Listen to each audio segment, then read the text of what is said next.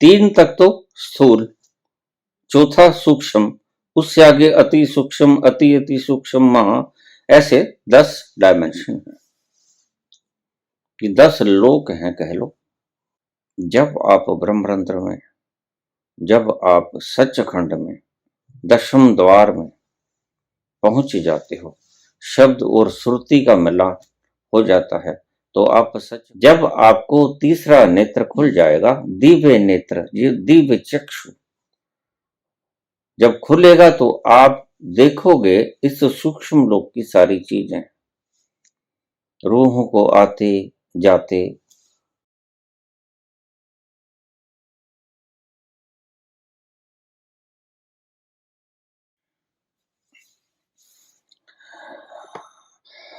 प्रणाम गुरुजी। एक जिज्ञासा है, आप स्वप्न लोक और सूक्ष्म लोक के बारे में कुछ बताने की कृपा करें। सूक्ष्म लोक की क्या क्या व्यवस्था होती है?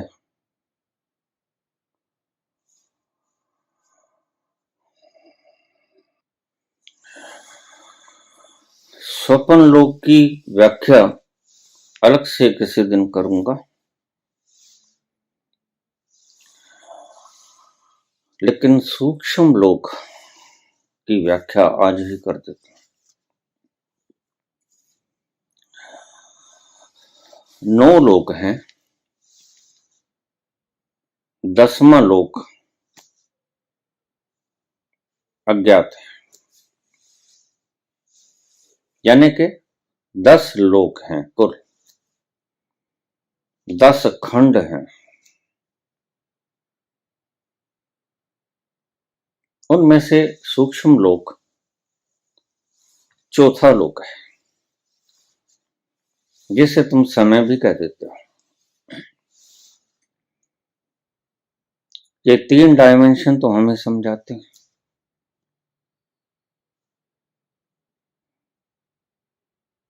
3D, जो चौथा 4D, फोर्थ डी, जिसे आइंस्टीन ने कहा टाइम। आइंस्टीन गलत मापन कर गए, जिसका अस्तित्व आइंस्टीन कहते हैं कि चौथा डायमेंशन टाइम है। नहीं, चौथा डायमेंशन टाइम नहीं है, टाइम तो होता ही नहीं, पहली बात। और इस बात का सत्य करीब करीब तुम सब लोगों को होगा। किसी वक्त अनजाने क्षण में तुम ऐसे स्थान पे पहुंच जाते हो जहां आपको वक्त का पता नहीं चलता। बस वो चौथा लोक है, जिसे आइंस्टीन कहते हैं कि टाइम, फोर्थ डायमेंशन। वह लोक है जहां वक्त गुम हो जाता है और आपको समझ आता है कि वक्त खो गया। सुषुप्ति काल में आप इस चौथे डायमेंशन में पहुंच जाते हो, इसलिए आपको वक्त का पता नहीं चलता। स्वप्न लोक में भी आप फोर्थ डायमेंशन में चले जाते हो, इसलिए आपको वक्त का नहीं पता चलता।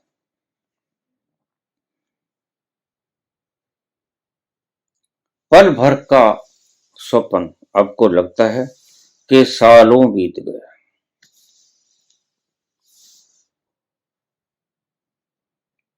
वक्त खो जाए जहां, वह फोर्थ डायमेंशन या फोर्थ डायमेंशन से आगे वक्त होता ही नहीं। 3 डायमेंशन तक वक्त होता है,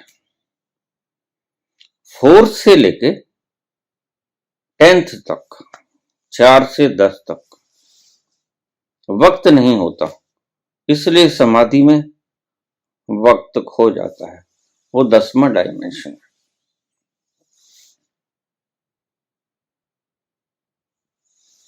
जहां वक्त खो जाए बड़ा आनंद होता है वहां। इसलिए आपको सुषुप्ति में इतना रेस्ट मिलता है। जहां भी वक्त खोया वो लम्हे अति सुंदर होते हैं। तो इसलिए जो व्यक्ति दुखी है वो 3 डायमेंशन तक ही उलझा हुआ है। चौथे में गए, आइंस्टीन कहते हैं कि चौथा डायमेंशन वक्त है, नहीं, वो टाइमलेसनेस है। अगर आप सबब से एक क्षण के लिए 4th डायमेंशन में चले जाएं तो आप पाओगे कि वक्त खो गया और उसके आगे के सारे डायमेंशन 10 डायमेंशन 10 लोक, ये 10 लोक हैं कुल। 3 तक तो स्थूल, चौथा सूक्ष्म, उससे आगे अति सूक्ष्म, अति अति सूक्ष्म, महा, ऐसे 10 डायमेंशन हैं कि 10 लोक हैं कह लो। हमने समझ नहीं पाए ये चीज, क्योंकि जो चीज समय से बाहर हुई वो समझ से भी बाहर हुई। अब इस शब्द को आप गोलाकार लिख के रख लेना। जो समय से बाहर हुई वो समझ से भी बाहर हुई। तो 4th डायमेंशन से समयातीत शुरू हो जाता है, टाइमलेसनेस,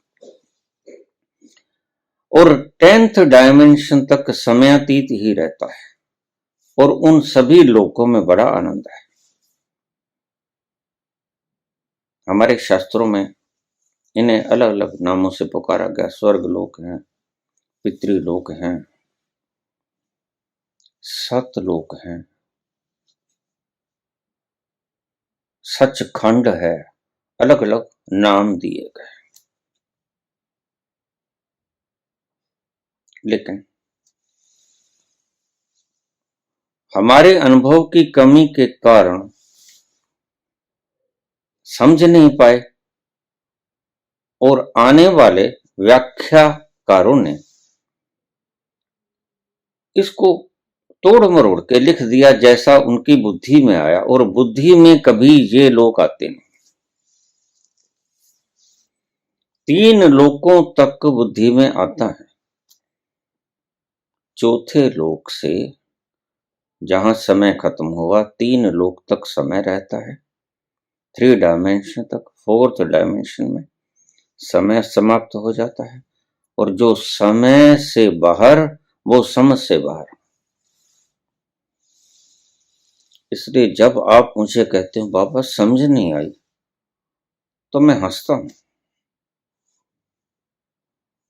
क्योंकि बात 10th डायमेंशन की है, 9th डायमेंशन की है। आपको समझ क्या खा पाएगा? समझ तीसरे डायमेंशन के बाद आपा खो देती है।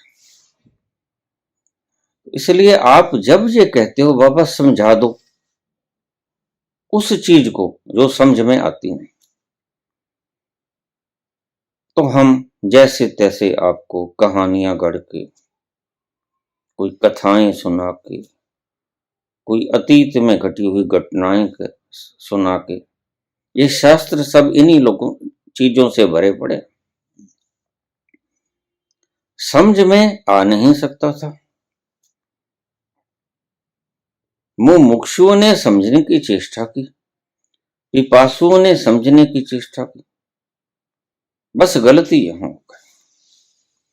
पिपासुओं ने ये नहीं कहा कि प्यासा हूं पानी दे दो, कहा तो समझाने वालों के पास पानी नहीं था, तो उन्होंने बातों ही बातों में आपको समझाया, तृप्त करने की चेष्टा की कि ये पानी है, इससे तृप्ति हो जाएगी, शीतलता अंग अंग में बिखर रही है, साइकोलॉजिकल तृप्ति देने की चेष्टा की गई। और जहां तक 3 डायमेंशन है, साइकोलॉजी 3 डायमेंशन के अंदर आ जाती है। इसलिए कभी भी मनोवैज्ञानिक रहस्य तक पहुंच नहीं पाएंगे। ये बात भी आप लिख लेना। इसीलिए ये जो नए नए धर्म खड़े हुए हैं, बीके वगैरह, ये कभी उस तल को छू नहीं पाएंगे। ये कहानियां गढ़ने में बड़े कुशल हैं, बोलने में बड़े कुशल हैं, मनोविज्ञान समझाने में बड़े कुशल हैं। मैं रोज गप्पे देखता हूं इन लोगों की। एक कोई स्त्री मर गई, उसने स्वर्ग देखा और स्वर्ग की सारी व्यवस्थाएं देखी। भाई जमाना तो देख लो क्या आ गया, अब तो समझ जाओ। क्यों 2000 साल पहले लेके जाते हो मानवता को?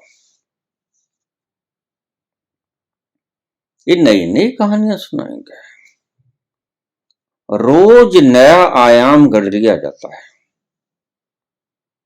प्रश्न मेरे पास आते हैं तो मैं मुस्कुराता हूं। आज एक शगुफा और छोड़ दिया गया। 3 डायमेंशन तक आपकी समझ में आएगा, 4th डायमेंशन आपकी समझ से परे हो जाए। इसलिए अगर आपके कोई समझ ना आए, क्योंकि वाणी 3 डायमेंशन तक ही समझा पाती है, 4th डायमेंशन तक इशारे दिए जा सकते हैं, वो आपको समझना पड़ेगा। कभी कभी आप अचानक उस क्षण में कूद गए और जब आप बाहर आए तो आपको पता चला कि इतना वक्त कैसे बीत गया। अक्सर लोग यहां मेरे पास आ जाते हैं, वो यही कहते हैं, बाबा 4 घंटे, बाबा 2 घंटे।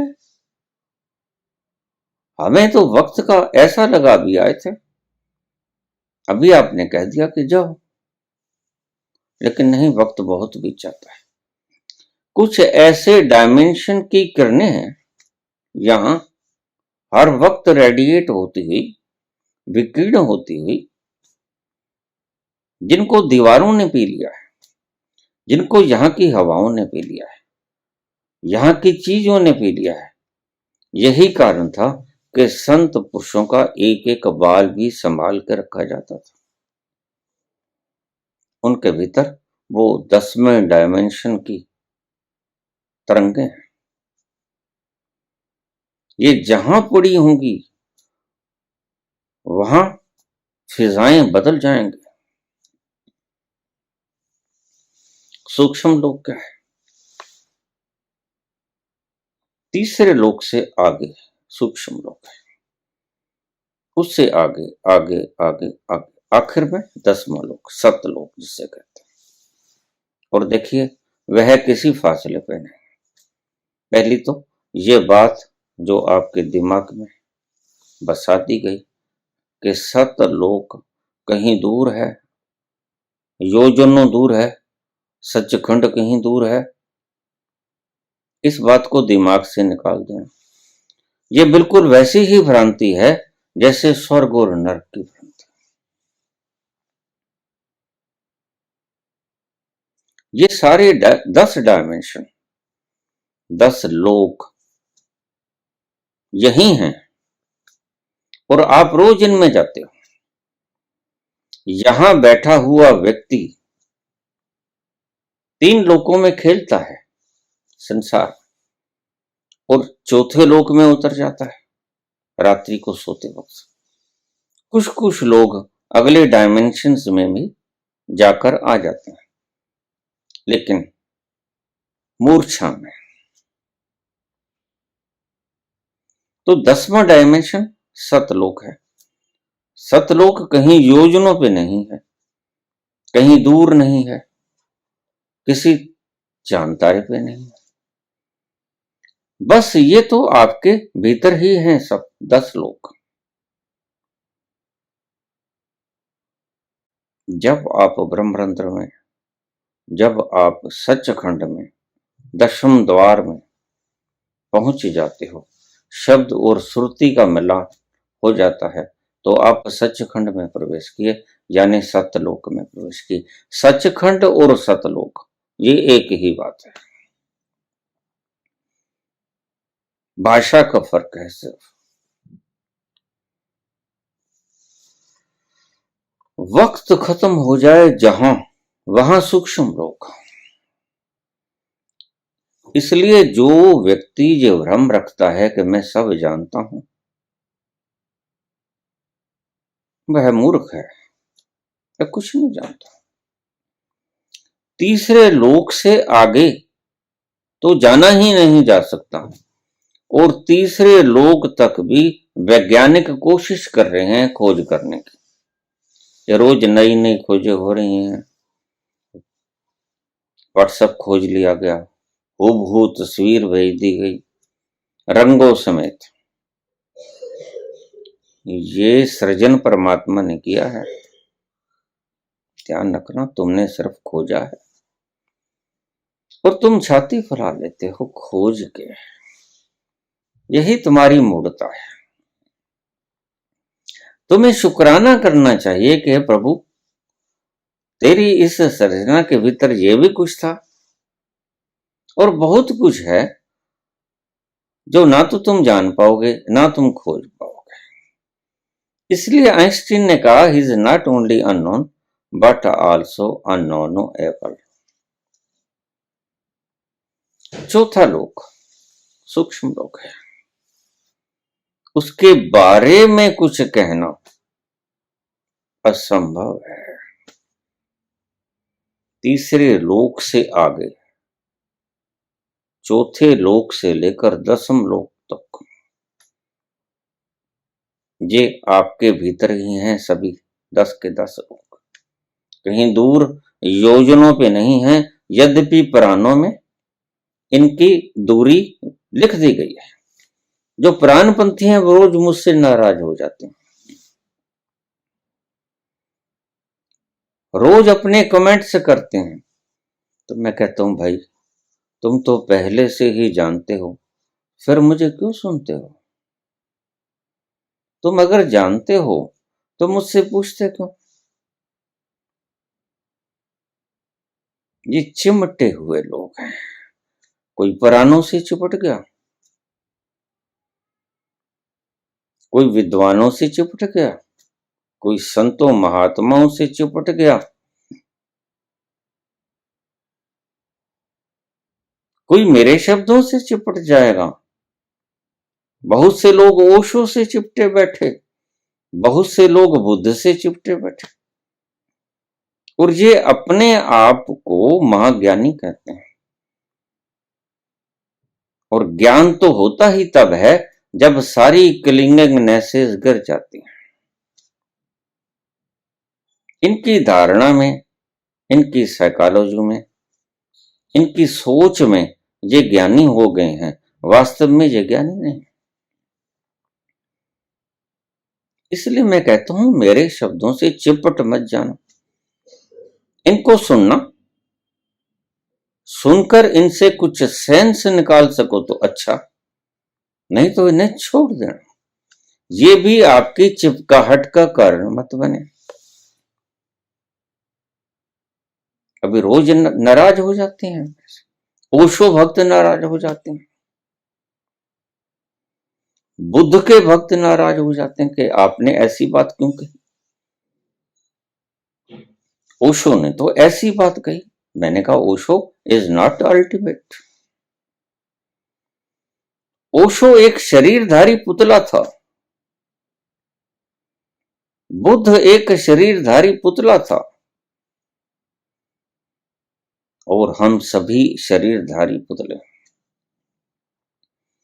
लेकिन आपकी मजबूरी है, आपकी बुद्धि को सिखाया ही ये गया है, या आप सोच ही इस तल तक पाते हो। शरीरों से चिपटे हुए लोग धारणाओं में बंधे हुए लोग जिज्ञासा रखते हैं, कामना रखते हैं भी हम लिबरेट हो जाएं, मुक्त हो जाएं। कैसे मुक्त हो जाओगे भाई? तुम्हारी ये बातें तुम्हारे बंधनों का सबूत हैं। जब तुम कहते हो कि ओशो ने तो बुद्ध के वास्ते ये कहा, तो वहीं मुझे समझ आ गया कि अव्वल दर्जे का मूर्ख है, बंधा हुआ व्यक्ति है। ये पशु से ज्यादा नहीं, पशु यानी पाश। तुम कहीं भी चिपटे हुए हो, तुम बंधे हुए हो। और मुझे रोज कह देते हैं, बाबा आपने ये क्यों बोल दिया, मेरी श्रद्धा पे आघात हो गया। कहा भाई देखो, अगर तो उस खंड तक पहुंचना है तो सारा मैल उतारना पड़ेगा। हीरा अगर चिल्लाएगा कि क्यों खुरच रहे हो मुझे, क्यों खुरच रहे हो, क्यों खुरच रहे हो, मेरे वेट को कमजोर कर रहे हो, कम कर रहे हो, लेकिन जोहरी तो उसके ऊपर जमी हुई, हीरे के ऊपर जमी हुई मैल को कुरेद देगा, खुरचेगा, क्योंकि उसने हीरा निकालना है। और हीरे को निकालने की मात्र यही प्रोसेस है। तुम्हारी तरंगें इस कीचड़ के भीतर लुप्त हो गई हैं, बाहर नहीं आ पाती, इसलिए गुरु की आवश्यकता होती है। गुरु ही कर पाता है ये काम, गुरु ही खुर्च पाएगा ये काम। कबीर बड़ा सियाना था। कबीर कहते, निंदक नीरे राखी आंगन कुटी छवाए। इस खुर्चने वालों को अपने पास बैठा लो, क्योंकि ये तुम्हारा सत्य स्वरूप निखार के बाहर ले आएगा। बिन साबन बिन वार के सकल मैल धुल जाए। और हीरा तो तभी निकलेगा ना जब बाहर का सारा कीचड़ कोई खुरच देगा, सारा कीचड़ खुरचा जाएगा तो शुद्ध हीरे की चमक बाहर निकलेगी। फिर चिपटे हुए लोग जब कमेंट करते हैं तो मैं उनसे पूछता हूं, भाई आपने सुना? मैं तो नहीं चाहता। फिर तुमने क्यों सुना? फिर अगर तुम कमेंट करने की क्षमता रखते हो तो तुम तो ऑलरेडी जानते हो। लेकिन ये घोर बंधन में बंधे हुए लोग हैं। आम व्यक्ति जो नास्तिक है उससे भी ज्यादा बंधे हुए हैं। नास्तिक को तो सिर्फ एक ही बंधन है कि परमात्मा नहीं। तो बंधन उसकी मान्यताओं में है। जिस दिन उसको समझ आ गई कि परमात्मा है, बस उसका ये एक बंधन टूट जाएगा। लेकिन आप तो हजारों बंधनों में बंधे हुए हैं। फिर अब जो ओशो ने बातें कही वो आपके सब दिलो दिमाग के ऊपर जंजाल बनकर उलझ गई। कैसे तोड़ पाओगे आप? मूर्खों की जमात पैदा कर गए ओशो। अब तोड़ो एक एक बंधन को, क्योंकि आपने एक मूर्खता पहली कर दी कि ओशो इज द अल्टीमेट। फिर अगर ओशो ही अल्टीमेट है तो कबीर का क्या होगा? फिर बुद्ध का क्या होगा? महावीर का क्या होगा? फिर शंकर का क्या होगा? फिर चैतन्य का क्या होगा? फिर संत ज्ञानेश्वर का क्या होगा? मीरा का क्या होगा? अगर ओशो ही अल्टीमेट है तो फिर इन सब का क्या होगा? और ध्यान रखना, मैंने पहले भी बहुत बार कहा है कि आपका असली अस्तित्व सेंटर है, केंद्र, और आपके ऊपर जो सफीर है, परिधि है, वहां पर आप बैठे हैं। और आपकी यात्रा अगर सही रूप से व्याख्यायित की जाए तो परिधि से केंद्र तक की यात्रा आपकी यात्रा है। इसे ही साधना कहते हैं। और परिधि में कोई उत्तर से चलेगा, कोई दक्षिण, कोई पूर्व से चलेगा, कोई पश्चिम से। और ये सिर्फ 4 ही दिशाएं नहीं होती, छोटे छोटे बिंदु हैं सारी परिधि पे। वो अनंत संख्याओं में बिंदु हैं। इसलिए मैं कहता हूं ये 112 विधि विज्ञान भैरव तंत्र की तो मात्र स्थूल हैं, बहुत स्थूल है। विधियां तो उतनी ही हैं जितने व्यक्ति पैदा हुए, जितने हैं, जितने होंगे, उतने ही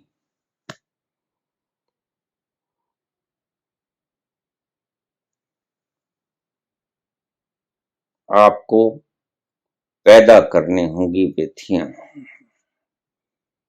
आपको होगी इतनी विधियां कैसे होंगी? इतनी ही होंगी क्योंकि प्रत्येक व्यक्ति बिल्कुल अलौकिक है, अद्वितीय है, दूसरे से मिलता नहीं। कहीं ना कहीं अगर हम उसको विशाल कर लें, मैग्नीफाई कर लें, तो बिल्कुल समान लगने वाली चीजें भी ज्यादा मैग्निफिकेशन के साथ हमें साफ पता चलेगा कि यही फर्क है। प्रकृति की चीजों को आप समझ नहीं पाते, वो इतने विराट और विशाल है। इसी को रहस्य कहते हैं, और रहस्य का मतलब जो कभी जाना जा सकेगा नहीं। अब बड़े मजे की बात है, तुम्हें पता है कि तुम्हारा अंगूठे का चिन्ह इस संसार में 7-8 अरब की आबादी के साथ मिलता नहीं है ना? मजे की बात। और अंगूठा अंगूठा ही है सबका। और प्रकृति की करामात देखो, और आप उसको समझना चाहते हो। आप गिरोगे कब, कब हारोगे? ये तुम्हारा बल है, तुम भूल गए। इस चिपकाहट को तुम बल बनाए बैठे हो कि मैं तो बड़ा ज्ञानी। बाबा आपने क्यों बोल दिया? भैया अगर नहीं जानना चाहते मत सुनो, आपके हाथ में। मुझे लोग कह देते हैं मेरी भावनाएं बड़ी खंडित होती हैं। मैंने कहा भाई तो फिर मत सुना होता। अगर सुनोगे तो भावनाएं खंडित होंगी, क्योंकि भावनाएं, तुम्हारी भावनाओं का मैं मोहताज नहीं। मैं तो मोहताज नहीं काबे या बुत खाने का। जिस तरफ देख लिया जान तसद्दुक कर दी। मैं तो मोहताज नहीं काबे या बुत खाने का। कभी मुसलमान के, कभी हिंदू के, कभी ईसाई के, कभी यहूदी के, कभी सिख के, भावनाएं टूटेंगी। संत जब बोलेगा भावनाएं तड़क तड़क तड़क तड़क करके टूटेंगे, ताश के महल के पत्तों की तरह। एक फूंक से ही ढह जाता है सब। इतनी कमजोर है तुम्हारी भावनाएं। क्यों? क्योंकि दूसरे से आई हुई हैं। काश तुमने अपने अनुभव से ये चीजें बनाई होती तो खंडित नहीं होती थी। मैंने अगर ताजमहल देख लिया, कोई लाख कहे कि वो तो पीला है, वह तो काला है, तो मैं सिर्फ मात्र हंसूंगा ना। किस चीज पे? उसकी अज्ञानता पे। किसने बेचारे ने देखा नहीं। ताजमहल मैंने देखा है।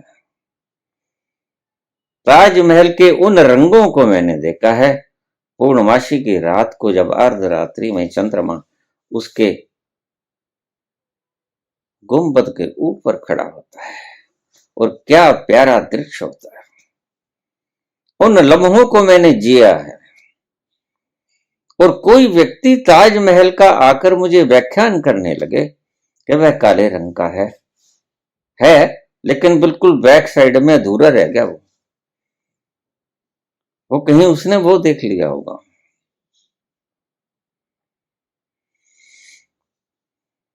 तो ताजमहल के बारे में मुझको समझाने लगे या कहे कि आप बाबा गलत बोल दिया, मेरी भावनाओं को ठेस लग गई, तो भाई मैं क्या करूं?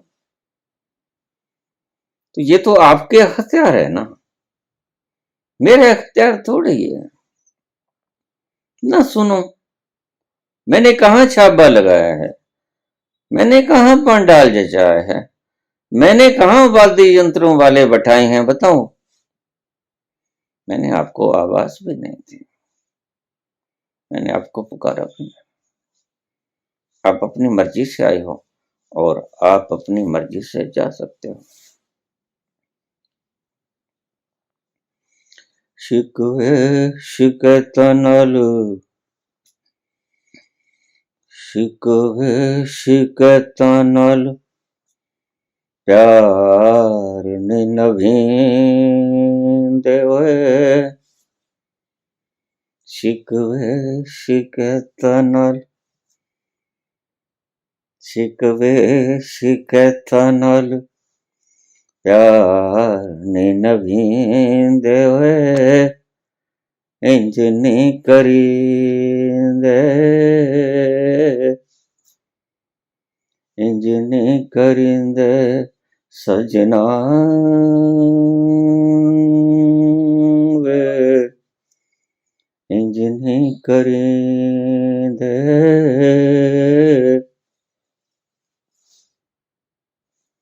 शिकवे शिकायतों से प्यार नहीं लगा पाता, परमात्मा से नेह लगाना चाहते हो और शिकायतें तुम्हारी खोपड़ी में जमी रहती हैं, इनको उखाड़ना होगा भाई। अगर उसका रस आस्वादन करना है तो ये सारा झाड़ फूस जलाना होगा। कहीं से इकट्ठा किया, वो कबीर से किया, वो नानक से किया, वो ओशो से किया, बुद्ध से किया, महावीर से किया, मीरा से किया, सबको आग लगाना होगा।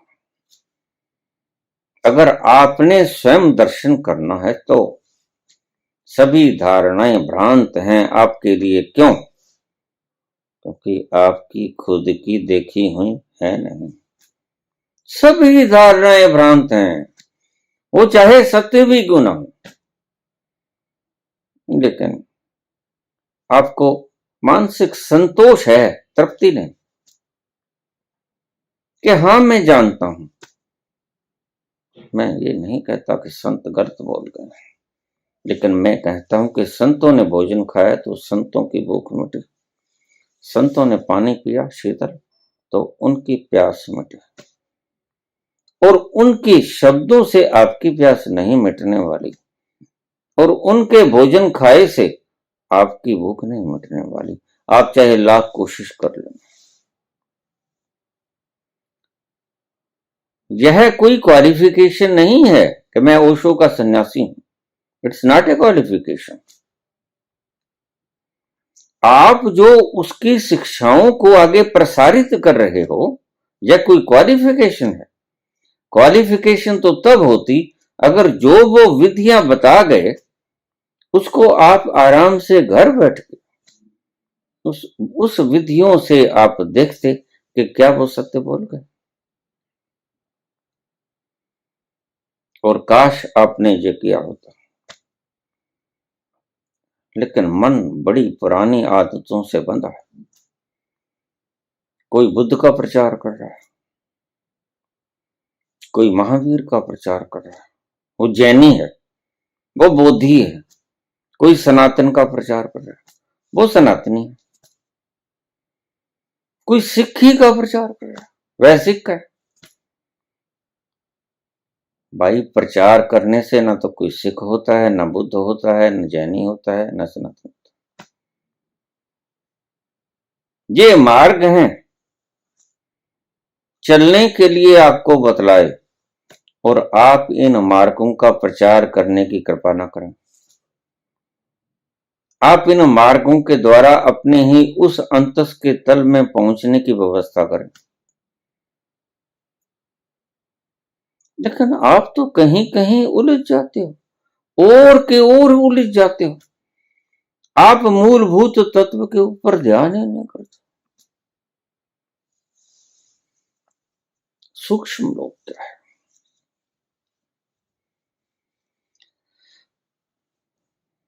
सूक्ष्म लोक, चौथा लोक है। छोटी सी कहानी आपको मैं समझाना चाहूंगा। हमारे यहाँ दुर्गा मंदिर में किसी प्रधान और पुजारी के झगड़े के कारण पुजारी को मंदिर से रिलीव कर दिया गया था, और कोई पुजारी था नहीं, पुराना पुजारी छोड़ गया था। बड़ी मुश्किल आई, अब मंदिर बंद तो हो नहीं सकता, और मंदिर बिना पुजारी के भी नहीं रह सकता। सुनो,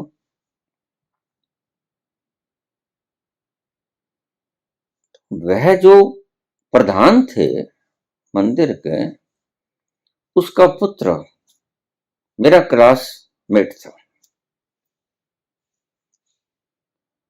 उसने सोचा, दिमाग लड़ा के, पिता ने कहा होगा, पुत्र पुजारी की व्यवस्था करो।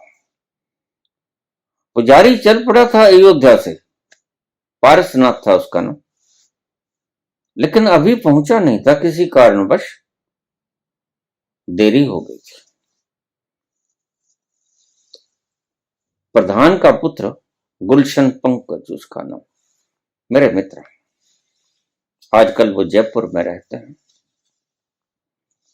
तो मेरे पास आए घर पे, मेरे मित्र हैं, मुझसे बोले, विजय एक छोटा सा काम करो। मैंने कहा, बताओ मित्र। कहते, कल आप दुर्गा मंदिर खोल लेना, और आप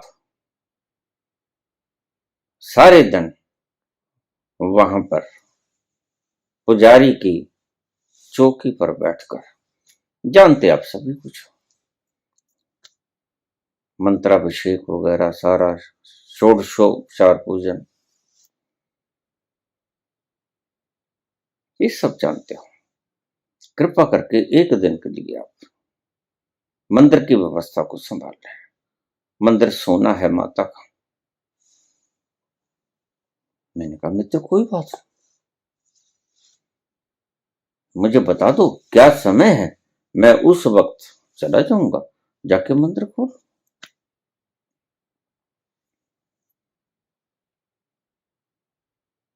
मैंने जाके मंदिर खोल लिया, लोहे का गेट था, ताला खोल लिया। सफाई कर्मचारी आके सफाई कर गया, मैं वहां चौकी के ऊपर बैठ गया।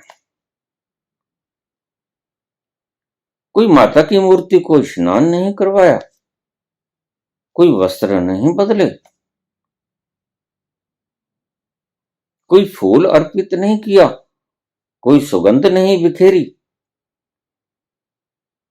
बस मैं आराम से चौकी के ऊपर बैठ गया, बग जनाना शुरू हो गया। जो आता मैं उसे चरणामृत दे देता, चरणामृत बना लिया था, प्रसाद दे देता। वो घंटी बजाता, परिक्रमा करता, हाथ बांध के जो कुछ मन्नत माननी है वो करना, शुक्राना करना है शुक्राना करता, कुछ शिकायत करनी है शिकायत कर देता। जैसे जैसे भक्त आते गए, सुबह सुबह निपटाता गया। यही कोई 1-1.5 घंटा हो गया होगा। मैं वहां बैठा, आते जाते लोगों को चरणामृत दे रहा था और प्रसाद दे रहा था। एक दिन के लिए मुझे पुजारी पद सौंपा गया था, और मैं आराम से बैठा, आते जाते लोगों को प्रसाद भी दे रहा था और चरणामृत भी दे रहा था। अचानक एक छोटी सी बिटिया मेरे पास आई, नन्हे नन्हे हाथ उसके, मेरे पास आके चरणामृत लेने के लिए दोनों हाथ के ऊपर हाथ रख लिया उसने। मैंने उसको भी चरणामृत दे दिया। मंत्र पढ़ के चरणामृत दे दिया।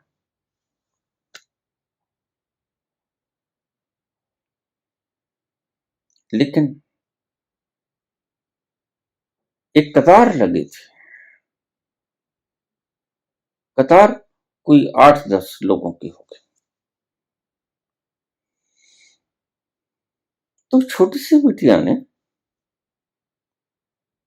मेरे यहां पर ऐसे कर दिया।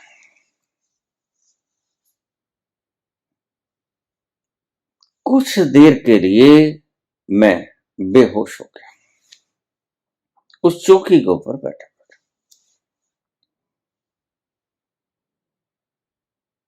मैंने कभी ऐसा दृश्य इससे पहले नहीं देखा था। छोटी सी बिटिया, उम्र होगी मेरे हिसाब से कोई 7, 8, 6, बस कुछ ऐसा ही होगा। वो आई, मैंने उसे चरणामृत दे दिया, उसने चरणामृत ग्रहण कर लिया और मेरे यहां पर। उसके बाद मुझे कुछ नहीं पता चला। करीब वक्त बीता होगा, शायद 10 मिनट के करीब। लोग खड़े हैं, जैसे मैंने आंख खोली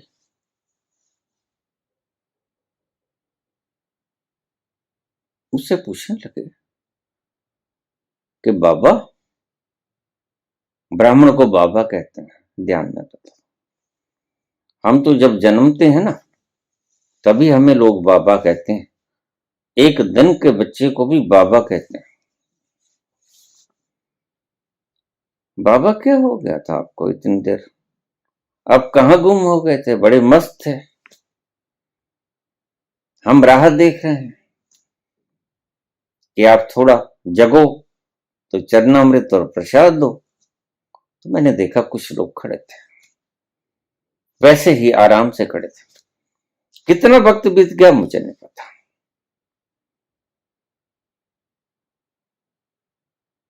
मैंने सभी को चरणामृत दिया, प्रसाद दिया, चले गए। लेकिन वो वाक्या मुझे याद, छोटी सी बिटिया का आना, मुझसे चरणामृत मांगना, चरणामृत देना और उसने अंगूठा लगाना, वो सब याद था मेरे को। लेकिन उसके बाद कुछ मिनट ऐसे गुजरे कि मुझे कुछ नहीं पता, कहां था, किस लोक में था, कोई पता नहीं।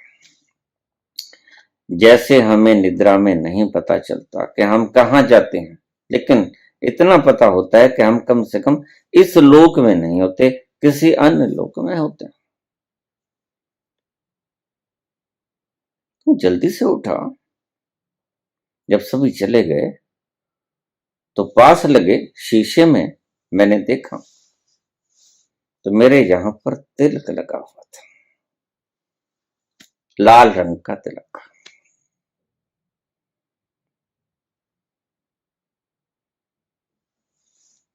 हाथ पर रह गया। मैंने तो तिलक लगाया नहीं। मैं तिलक लगाना भूल गया था और मुझे इस मर्यादा का पता भी नहीं था कि ब्राह्मण जब चौकी पर बैठता है तो वह तिलक लगा के बैठता है। मुझे इस बात का कोई भान नहीं था। लेकिन वो छोटी सी बिटिया आकर मुझे तिलक कर गई और उसके हाथ में कोई ना तो सिंदूर था, ना कोई तिलक की सामग्री थी, बस उसने सिर्फ अंगूठा लगाया। तो जैसे ही सारी भीड़ चली गई, छीड़ हो गई, मैंने शीशे में देखा कि तिलक यहां लगा हुआ था, लाल रंग का, सिंदूर का। बड़ा आश्चर्यचकित हुआ। थोड़ी देर के लिए मैं एक आनंद के भाव से, अतिरेक आनंद के भाव से मगन रहा, मस्ती में डूबा रहा।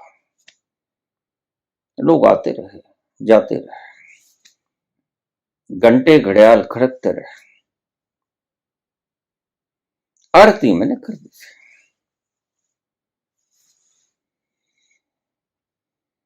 मंदिर को बंद करके वहीं दुर्गा मंदिर में एक कमरे में, उसे हम भगत जी कहते थे, नाम उनका वलायती राम था, मैं वहां जाकर बैठ गया उनके पास। मैंने सारी वारदात भगत जी को सुनाई। भगत जी, मैं तो कभी तिलक लगाते ही नहीं, ऐसा हुआ। और ये मेरी कोई कल्पना नहीं थी, हेलुसिनेशन नहीं थी, कोई इल्यूजन नहीं था, कोई सपना नहीं आया था, सच में बोले बिटिया मैंने देखी। छोटे से कद की, छोटी सी उम्र की, मेरे तिलक लगा गई और उसके स्पर्श से मैं कितने मिनट तक बेहोश रहा मुझे पता नहीं, लेकिन आनंद का अतिरेक मेरे भीतर छाया रहा।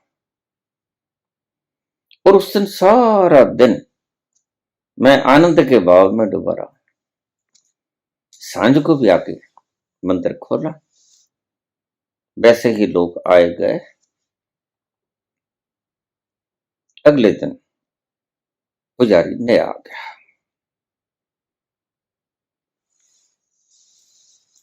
ये कहानी सूक्ष्म लोक की है। सूक्ष्म लोक ये सारा अपना आसपास,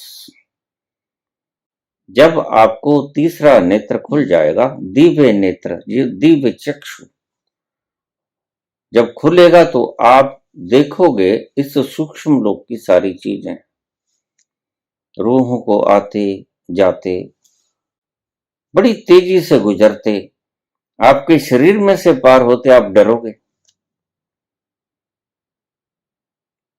अरे ये मेरे करीब आ रहा, मेरे भीतर जा रहा है मेरे भीतर जी, लेकिन वो सूक्ष्म है।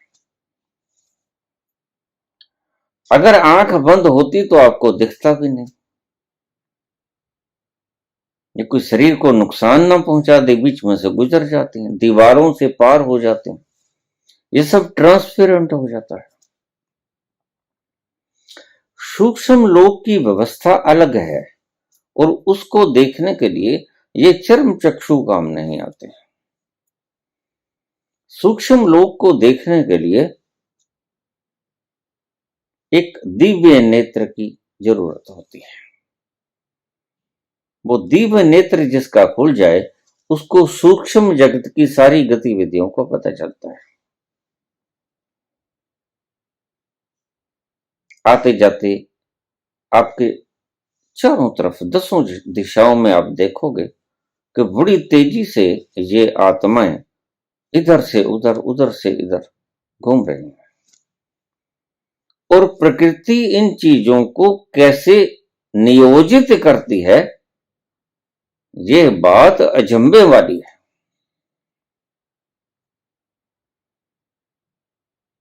कहां से आती हैं, कहां से जाती हैं, क्यों आती हैं, क्यों जाती हैं, कुछ पता नहीं, लेकिन घनीभूत संख्या में ये सारी आत्माएं आपको दिखेंगी।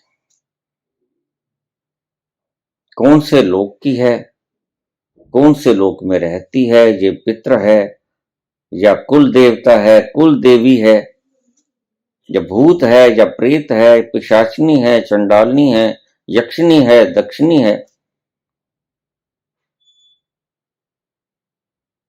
आपको सब दिखेगा।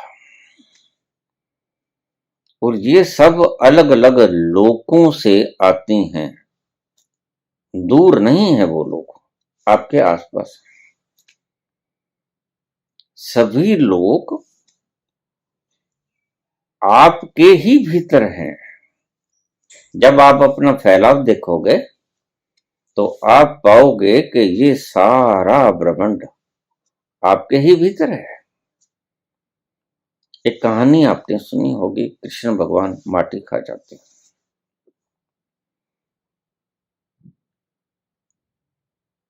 साइंस कहती है कि जिस बच्चे में कैल्शियम की कमी होती है वो मिट्टी खाने लगता है। तो भगवान कृष्ण भी माटी खाते थे, जबकि उसमें कैल्शियम की कमी नहीं होनी चाहिए थी। दूध कैल्शियम का स्रोत है और दूध में भरपूर मात्रा में कैल्शियम होता है, लेकिन फिर भी वो माटी खाते थे। और आसपास की गोपियां शिकायत कर देती यशोदा मां से, माता देख तेरा कान्हा माटी खा रहा है। मनमोहन माटी खा गयो, देख यशोदा माई। जियो मेरो भरमा गयो, जियो मेरो भरमा गयो, देख यशोदा माई, मनमोहन माटी खा गयो, देख यशोदा माई। यशोदा ने देखा कि आज फिर माटी खा गया। उसने आके डांटा, खोल मुंह। और मुंह ना खोले बच्चा, उन्हें जबरदस्ती दांतों में से उंगली डाल ली और मुंह खोल दिया। ये नन्हे बच्चे की, कृष्ण की बात बता रहा हूं, लीला। और जब उसने मुंह खोला तो यशोदा को सारी सृजना, सारा यूनिवर्स उसके भीतर दिखा। बस यशोदा पागल हो गई, यशोदा मस्त हो गई उस दृश्य को देखकर।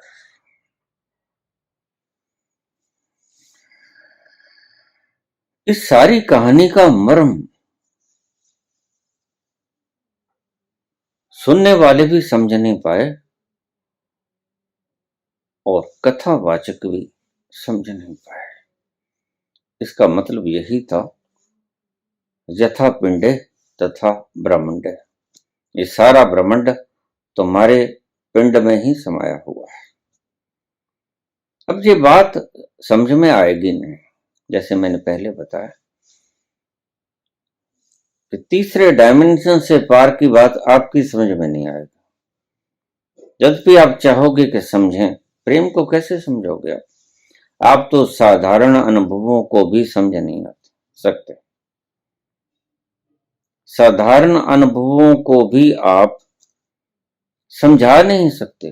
कैसे समझाओगे? आपको प्रेम हो गया है, आंखों से आंसू बह रहे, प्रेमिका को या प्रेम को याद करके।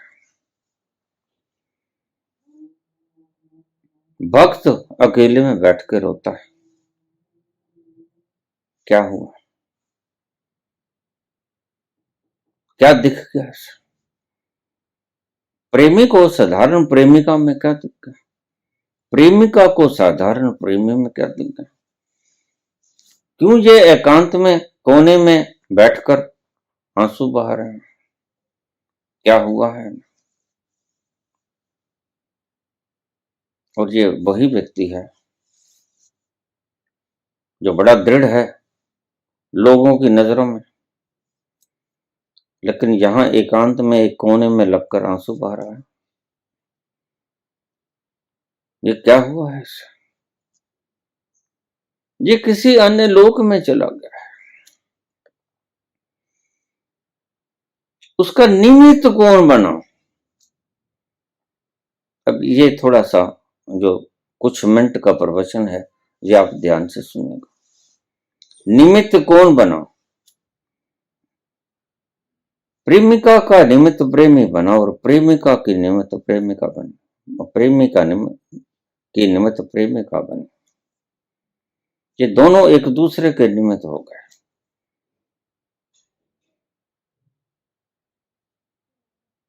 देखने में दोनों पदार्थ हैं, लेकिन उन्होंने कुछ पदार्थ से पार की चीज देख ली। पदार्थ के भीतर पदार्थ के बाहर की चीज देख ली। ये मूर्ति का आयोजन इसीलिए किया गया था। काश आप मूर्ति के पार की कोई चीज देख पाते मूर्ति के भीतर। लेकिन मुश्किल ये होती है कि हम जिसके द्वारा उस आनंद में गोता लगाते हैं, हम उसको पकड़ लेते हैं, उससे चिपट जाते हैं। फिर प्रेमिका प्रेमी से कहती है, प्रेमी प्रेमिका से कहती है कि वो आनंद दो, वो सुख दो जो उस लम्हे में आया था। और वो सुख क्योंकि पारलौकिक है, वो सुख भौतिक नहीं है, इस संसार का नहीं। उस घड़ी, उस एक पल में जो बिजली कौंधी थी, जो आनंद आया था, उस घड़ी आंखें चार हुई थीं, एक दूसरे के भीतर प्रवेश हुआ था, वो कुछ पल के लिए था। और सारी उम्र प्रेमी मर जाता है और सारी उम्र प्रेमिका मर जाती है। उस क्षण के लम्हे कोई पुनरावृत्ति कर, वो लम्हा फिर कभी आता नहीं। वो लम्हा तो सिर्फ एक आपको शीशा दिखाना था कि सिर्फ पदार्थ नहीं है, इसके भीतर कुछ ऐसा है जो कि पदार्थ से पार है, जो बड़ा आनंद देने वाला है, बड़ा शीतल है, बड़ा प्यारा है। और उसकी याद में आप रोते हो। लेकिन निमित्त बनती है प्रेमिका के लिए प्रेमी और प्रेमी के लिए प्रेमिका। बस ऐसे ही निमित्त बनती है मूर्ति। और मूर्ति का आयोजन सिर्फ इसलिए किया गया था, लेकिन आपको वो प्यार हो नहीं पाता। प्रेमिका को प्रेमिका से, प्रेमिका को प्रेमी से, आखिर हैं तो ये पंचभौतिक तत्व ही मूर्ति की तरह। ऐसे ही मूर्ति के प्यार में भी आप डूब सकते हो। रामकृष्ण डूबे। रामकृष्ण को माता की मूर्ति के पार कुछ दिखा और वो उसको देख के नाचते, उसको भोग लगाते, उसकी आरती करते और घंटों बीत जाते। क्या हुआ? पदार्थ से परे की चीज देख ली। पदार्थ से परे क्या है? सूक्ष्म लोक। जो व्यक्ति सूक्ष्म लोक का दर्शन कर लेता है वह बड़ा आनंददायक है। और जैसे जैसे आप चौथे से पांचवें, पांचवें से छठे, सातवें, आठवें, नौवें, फिर 10वें, आनंद घनीभूत होता चले जाएगा।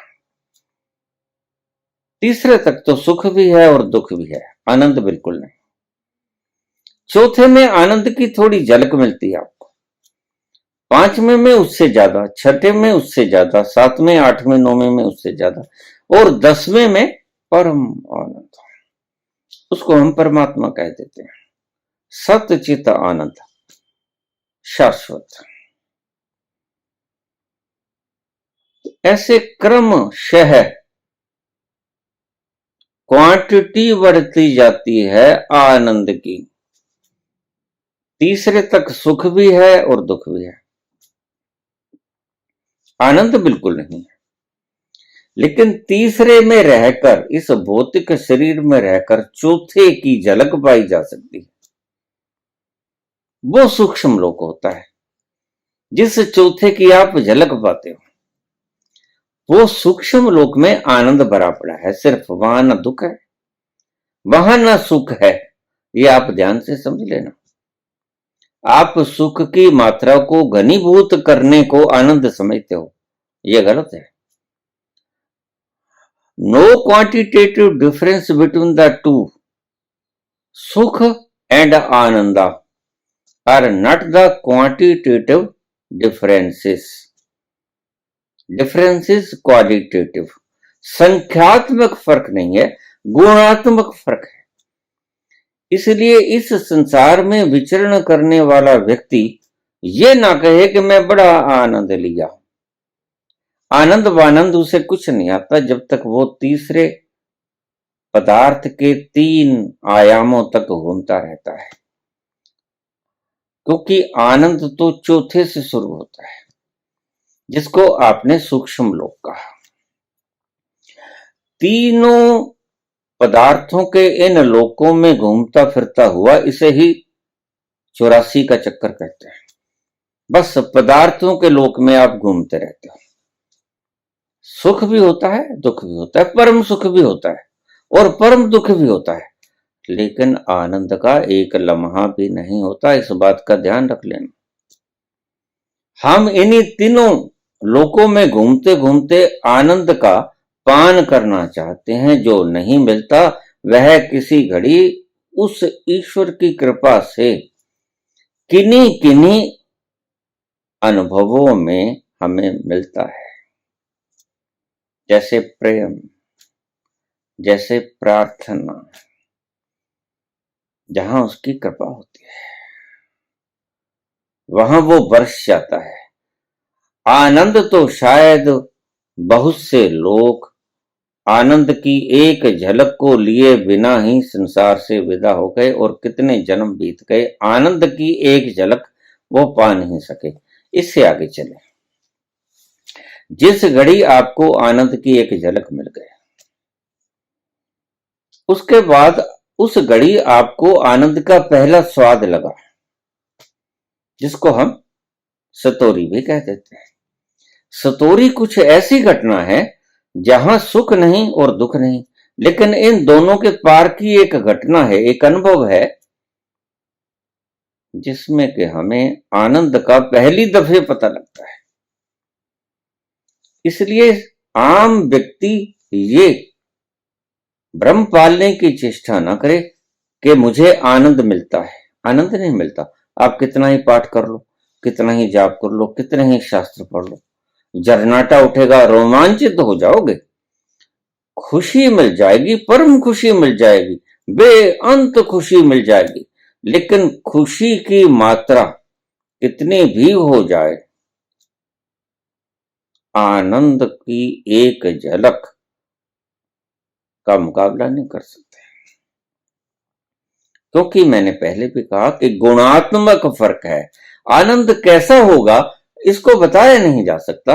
जैसे कबीर ने कहा, जो गूंगा गुड़ खाए के कहे कौन मुख स्वाद। अगर सुख की ही सीमा परिसीमा होती, अति सीमा होती, तो फिर तो साफ था। फिर कबीर ये नहीं कहते, जो गूंगा गुड़ खाए के कहे कौन मुख स्वाद। बस सुख की सीमा ज्यादा बढ़ गई होगी, अनंत हो गई होगी, लेकिन अनंत सुख की सीमा भी आनंद का एक बूंद भी नहीं आपको दे सकता। बस यही फर्क है आनंद में और सुख में। इसलिए कबीर आनंदित होते हैं। धन उपार्जन करने वाला, पदवी को उपार्जन करने वाला और संसार में मान सम्मान को प्राप्त करने वाला व्यक्ति किसी भी दिशा में प्रकांड पंडित,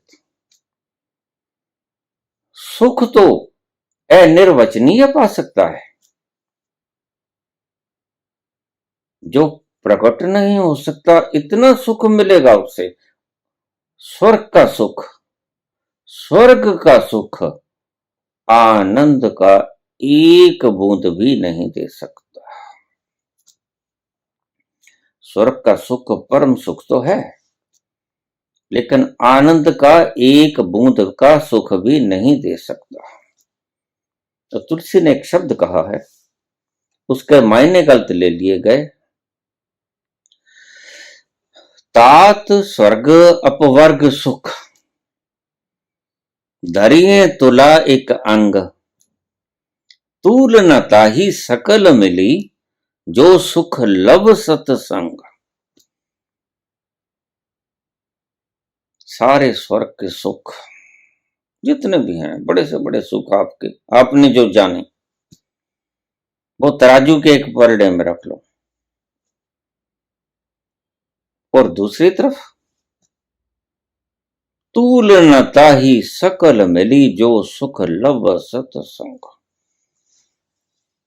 वो जो सत्य आपके भीतर विद्यमान है, उसकी एक झलक में जो आनंद है, उसके आगे तुम्हारे सारे स्वर्ग और अपवर्ग के जो सुख हैं वो शर्मा जाते हैं, वो गलानी महसूस करते हैं। तूल न ताही सकल मेली जो सुख लब सत्संग, वो सत्संग की ऐसी आनंद है, जिसने एक बूंद पिया वही निहाल हो गया। और देखिए, जिसने एक बूंद पिया, जिसको एक बार सतोरी की झलक लग गई, वह नहीं उलझेगा धन इकट्ठा करने में, वह नहीं उलझेगा मान सम्मान को इकट्ठा करने में, वह नहीं उलझेगा बड़ी से बड़ी पदवी को पाने में या बरकरार रखने में। अगर वो अभी भी इन चीजों की डिमांड रख रहा है, तो इसमें सिर्फ एक ही बात का इशारा मिलता है कि इस व्यक्ति को उस सत्संग का या आनंद का एक बूंद भी अभी तक मिला नहीं। खराबी कोई नहीं, कमी है, उस आनंद की एक बूंद की कमी है। और उस एक बूंद की कमी के अभाव में यह जो सारे सर्कस कर रहा है, धन इकट्ठा कर रहा है, मान सम्मान इकट्ठा कर रहा, अपना नाम कमाने की व्यवस्था कर रहा, बड़े बड़े होर्डिंग में लगा रहा, अपनी गद्दी को पाने के लिए, बचाने के लिए कोशिश कर रहा, तो बस कुछ भी कर रहा, सिर्फ इसी बात का प्रमाण देता है यह कि इसको उस आनंद का एक बूंद मिला नहीं। तुलसी एक शब्द में यह सारी बात कही है। तुलसी प्रेमी थे और उनके प्रेम से कविता प्रकट हुई। तूफानी रात, भीषण गर्जना बारिश हो रही, और तुलसी को बड़ा प्रेम था अपने घरवाली रत्नावली से। वो अपने मायके गई थी और वह इस तूफानी रात में अपने ससुराल में जब पहुंचे तो देखा बड़ी बिजली गर्जना हो रही है, बड़ी भीषण बारिश हो रही। तुलसी रत्नावली के अभी इस दिशा में आए नहीं थे, वो रत्नावली के प्रेम में अंधे हो गए थे। प्रेम में सभी व्यक्ति अंधे हो जाते हैं, और प्रेम होने के बाद जो ज्ञान फूटता है वो आनंद की परिसीमा में बंध जाता है। इसलिए प्रेमी अगर कवि हो जाए तो अति सुंदर होता है, और तुलसी ऐसे ही प्रेमी थे, कालिदास भी ऐसे ही प्रेमी थे, जिन्होंने मेघदूत वगैरह लिखी, वो भी विद्योत्मा के प्रेम में आ गए थे। तो जितने ये बड़े कवि हुए हैं, अगर आप इनके अतीत इतिहास में झांकोगे तो इनके पीछे प्रेम की कोई एक बूंद झलक पाओगे आप। और अगर जिसको कोई प्रेम लगा नहीं है, वो झलक एक पल की देखी नहीं है, तो वह तो सिर्फ खोपड़ी से तुकबंदी करेगा अक्षरों के। लेकिन प्रेमी जो प्रेम में रोया भी, आंसू भी बहाए, कोने में लगकर विरह की अग्नि भी सताई, उसके भीतर से जो शब्दावली निकलेगी वो प्रेम के रस से सनी हुई आएगी, उसकी आभा कुछ अलग होगी।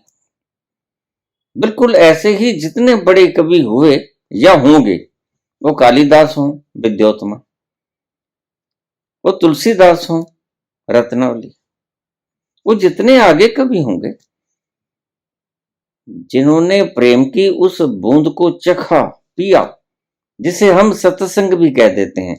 देखिए, आपको ये बात टक्कर दे सकती है कि प्रेम और कविता, उसका संबंध कैसे जुड़ेगा? बिल्कुल जुड़ेगा। प्रेम से आई कविता, सनी हुई कविता आध्यात्मिक हो गई। या फिर चाहे कुछ भी बोले, उसकी बोली के अंदर प्रेम रस घुला हुआ होगा, जिसको प्रेम की झलक एक बार मिल गई। तो गए, जाके देखा, बिजली कड़क रही थी, मेघ गरज रहे थे, बारिश भी हो रही थी। तो कहते हैं कि एक सांप लटका हुआ था दीवार के साथ। प्रेम में अंधा हुआ तुलसी, राम बोला था उनका नाम बचपन का। उन्होंने उस सांप को पकड़ा और ऊपर चढ़ गए और धीरे धीरे दबे पांव से रत्नावली के कमरे में पहुंच गए। इस अर्धरात्रि को, इस मौसम के भीतर अपने पतिदेव को देखकर रत्नावली चूक। रत्नावली चौंकी भी और रत्नावली क्रोधित भी हुई, गुस्सा भी हुई। ये वक्त भी नहीं है और ये ढंग भी नहीं है ऐसे आने का। तो क्रोध के उन लम्हों में रत्नावली बोली, लाज ना आई आपको, दौड़े आयो नाथ। आपको शर्म नहीं आई? नाथ आप दौड़ते हुए आ गए। अस्थि चरम में देह यह, तासों ऐसी प्रीत, यह हाड मांस की देह, इससे इतनी प्रीति करते हो? नेक जो होती राम से, अगर ये प्यार भगवान राम से होता तो काहे भव भीत, तो इस भव सागर में टक्करें क्यों खाते फिरते? बस ये शब्द लड़ गए। प्रेमिका के ऐसे शब्द हृदय को चीर गए बाणों की तरह।